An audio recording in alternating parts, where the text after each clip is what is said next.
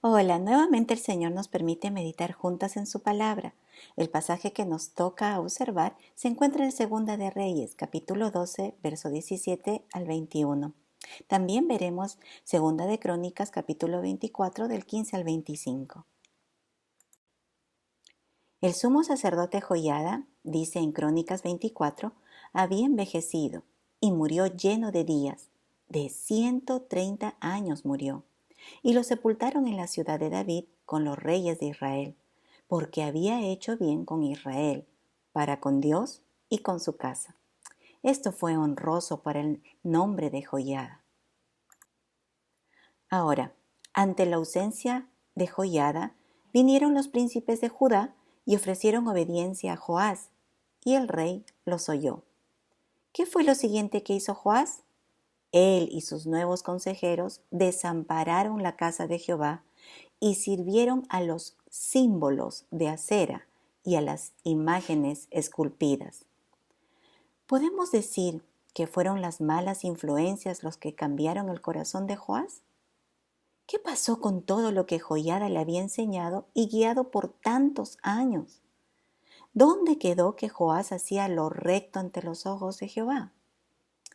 Ciertamente, las influencias de otros pueden hacer mucho en la vida de alguien, para bien o para mal, pero en realidad la compañía de estos revela la verdadera condición del corazón cuando éste se desvía. Joiada había hecho un gran trabajo en la vida de Joás, instruyéndolo en los estatutos y mandamientos del Señor. Pero Joás no se había convertido a Dios. Joás no tuvo una relación genuina con el Señor. No era salvo. Joiada quizá pensó al ver la conducta de Joás que después de su muerte continuaría haciendo lo que era correcto, pero no fue así. Es que así nos podemos equivocar como madres y padres cristianos al ver a los hijos que tienen una conducta moral ante nuestros ojos. Podemos pensar que son creyentes, cuando en realidad no lo son. Ocuparnos en que escuchen con claridad el Evangelio es nuestra tarea. No podemos contentarnos con que anden bien ante los ojos humanos, sino que debemos enseñarles que el fruto de justicia proviene de un corazón renacido por el Espíritu y no por esfuerzo humano, que es temporal, pero no tiene ningún valor eterno.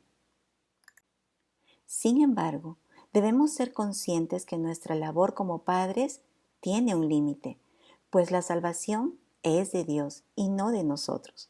Nosotros no salvamos ni convertimos a nadie. Orar por la salvación de nuestros hijos y nietos es algo que jamás debe detenerse hasta que partamos a la presencia de nuestro Señor.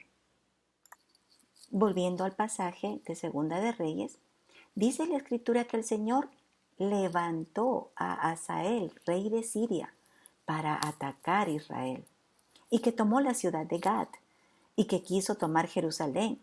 Pero Joás tomó todos los tesoros consagrados al Señor que estaban en el templo y en el palacio, y se los entregó al rey de Siria. Esto mostró que Joás temía más a los hombres que al Señor. Su lógica humana le dio esta salida.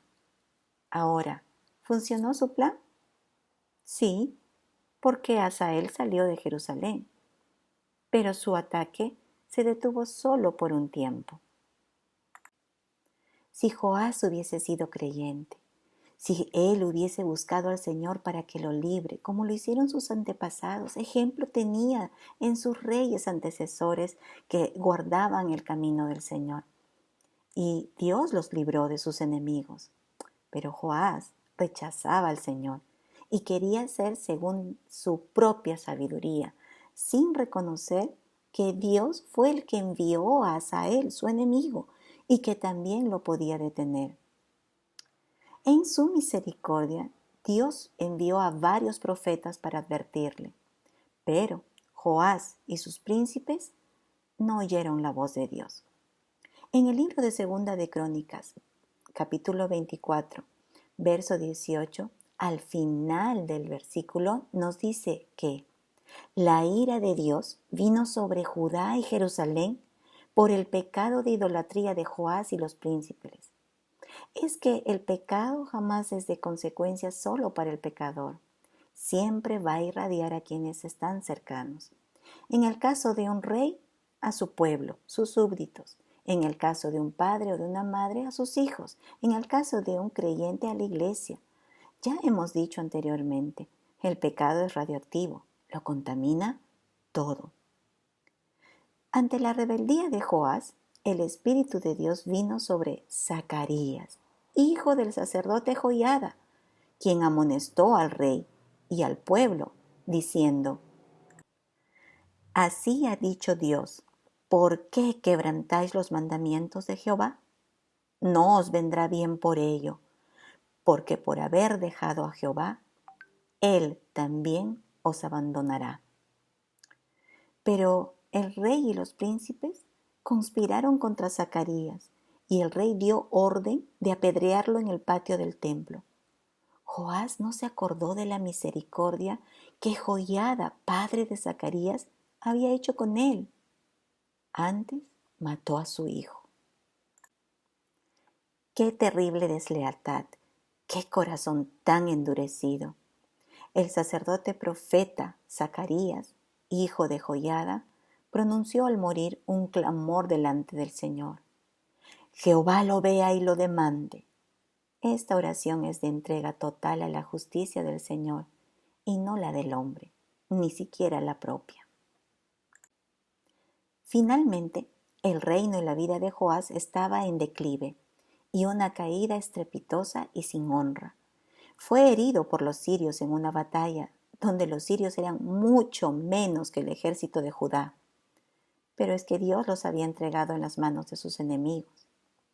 Luego, sus siervos conspiraron contra él para vengar la sangre de los hijos de Joiada, dice la palabra. Lo hirieron en su cama y murió.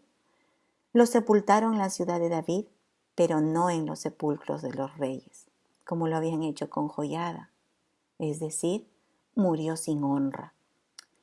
El Señor nos ayude a guiar a nuestros hijos y nietos para que tengan una relación genuina con su Señor y a darles un testimonio de una vida sumisa a Dios y a su palabra. Nos encontramos en la siguiente lección.